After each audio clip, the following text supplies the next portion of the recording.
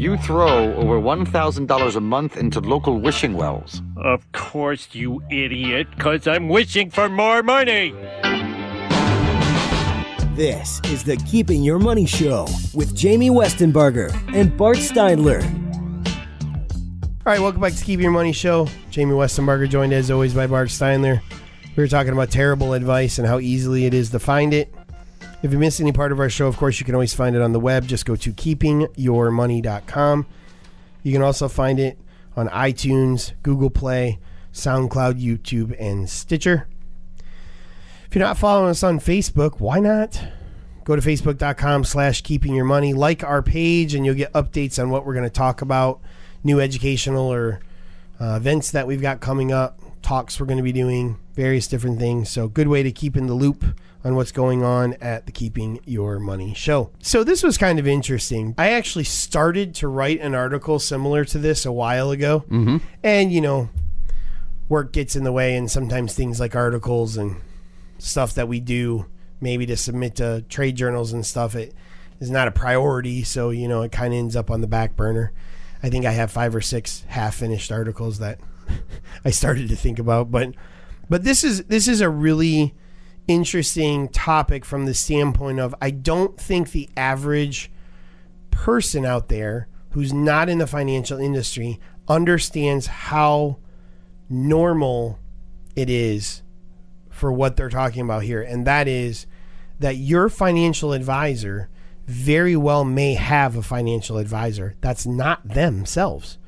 And that may surprise people to learn that the person they rely on to make sure their retirement is okay doesn't rely on themselves. And you know, it may be kind of shocking, right?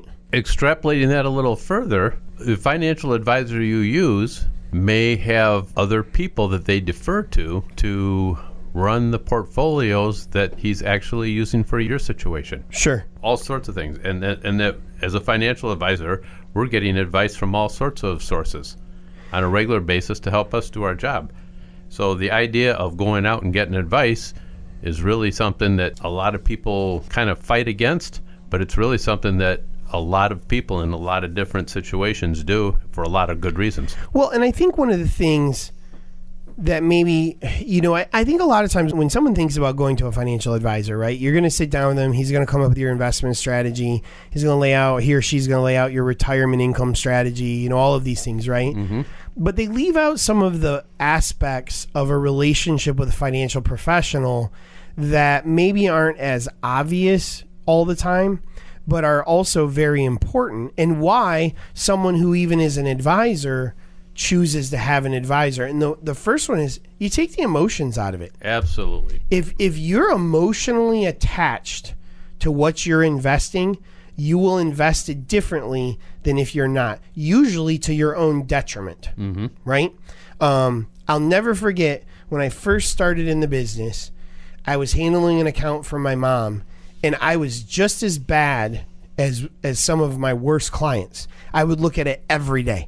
What had happened? Why did that go down 3 cents? What on earth is going on? I thought this was a good investment. Like, I mean, I would go crazy over it because it was my mom. I didn't want my mom, you know, to lose any money. And eventually I turned the account over to someone who I trusted because I knew they would actually do better for her simply because they weren't so emotionally invested in it, you know? Right. And there's other ways to do that. You know, I mean, when we talk about our own things, Bart and I mean, Bart, we kick around ideas all the time back and forth to each other. Absolutely. A lot of my own personal retirement assets and other investments are managed by third parties. I hire a manager to manage it.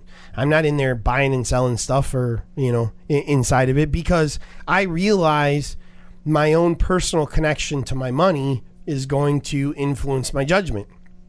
It also helps to make sure you're disconnected from, you know, other types of judgment, right? If you're really heavily invested something, you don't want to have that cloud in any way, any recommendations you're going to make to somebody else about what they should be invested in. Yeah, you mentioned about emotions earlier, and I was thinking about a couple of the appointments I've had over the last couple of weeks, and really emotions is a very, very large part of the benefits that we offer the people that work with us, because they may be emotionally attached to an investment. They may be emotionally attached to somebody else that they're working with in another part of their life. But maybe that person isn't doing a very good job, and it needs to be pointed out to them that, yeah, you've been working with that person for 20 years on your maybe estate or your accounting or your banking connection or something like that. But if you see things that aren't being done correctly or aren't being done for the person's best interest, you have a responsibility to pointing out those things and to help them separate the fact of the job that's being done to the emotion that they have involved with that other party. Same thing with investments. How many times have we talked with people who have an emotional investment to the equity of a company that they used to work for 20 or 30 years, and they don't want to give that up. But the reality is that they have a lot more risk in their retirement because of the concentration of their assets in that one equity. Well, and that ties into what, behavioral economists say this all the time, that we tend to seek out information that supports our own bias, right? Right. So if I work for a company and I think they're a great company and I've worked there for 30 years, I will find things, whether it's in the company newsletter or online or in conversations I overhear, to justify my belief in that, right? Right. But I also will probably ignore, whether consciously or subconsciously, information that maybe comes in that would tell me to be a little bit more cautious, because I don't want to believe that. I believe what I believe, right? So sometimes that third party, that advisor coming in without the bias of working for that company for 30 years or owning that stock for a long time or having that professional relationship for decades, can come in and be the person without the background to say, ooh, man, I hope you make it to retirement before that company goes out of business. Why are you owning their stock as well? And be that. And the other thing is an advisor can be a very important third person in the room between a couple. Sometimes the best marriages are built on people having some differences, right? If you always agree with each other, you probably get sick of each other after a while, I have yet to meet that couple. Right. The best couples are the couples that have some tendencies that are different than one another. It gives excitement to a relationship. It also can wreak havoc on retirement because one person believes something so strongly, the other one believes it so strongly. Sometimes that advisor can be that person. I always joke with people that, a small part of our job is actually managing money. Many of it is managing relationships and people and expectations and all these other things. It should say financial advisor / marriage counselor. Yeah, social worker, psychiatrist. But no, it is really a lot of times. How many times, Bart, have you sat down with somebody that's about to retire and their picture of retirement and their spouse's picture of retirement are completely different? And it's like, wait a minute, you guys have been married for 45 years and you never talked about this before? Right. Wow, okay. Well, I guess let's talk about it. Let's put Bob this on thinks the he's table. buying an RV next week and you don't seem to be that into that idea. Maybe we should discuss that, you know? So, but I guess the main point of this article and why I wanted to talk about it was, if somebody would not go to themselves for something they do for a living, if someone realizes that third-party advice is good, even when they do that for a job, how on earth could you think that you don't need advice? Realistically. And I think we get caught up sometimes in, they're going to sell me things, or, I've heard about these guys, or, the fees and all this other stuff.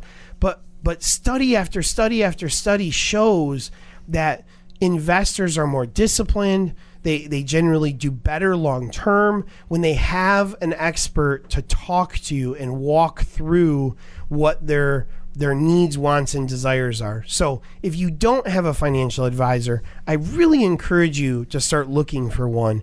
And if you do have one, and maybe you're not happy with them, or maybe you've been with them for 20 years and you're wondering about that emotional connection, what a great time to sit down and get a second opinion. We'd be happy to help you with either. You can always call us at 888-98-MONEY. But at a minimum, find yourself an independent financial advisor to help you wade through some of this stuff. All right, coming up, Roth IRAs for kids. They offer an interesting tax advantage if you follow the rules. We're going to talk about that right here on the Keep Your Money Show. The ups and downs of a roller coaster are fun for some people, but maybe too nerve-wracking for others. The same is true for the ups and downs of the stock market. If your palms sweat when the market fluctuates, it may be time to reevaluate your investment choices. The ride to your financial future shouldn't keep you awake at night. Call the Keeping Your Money Show at 1-888-98-MONEY to get off the roller coaster and onto solid ground.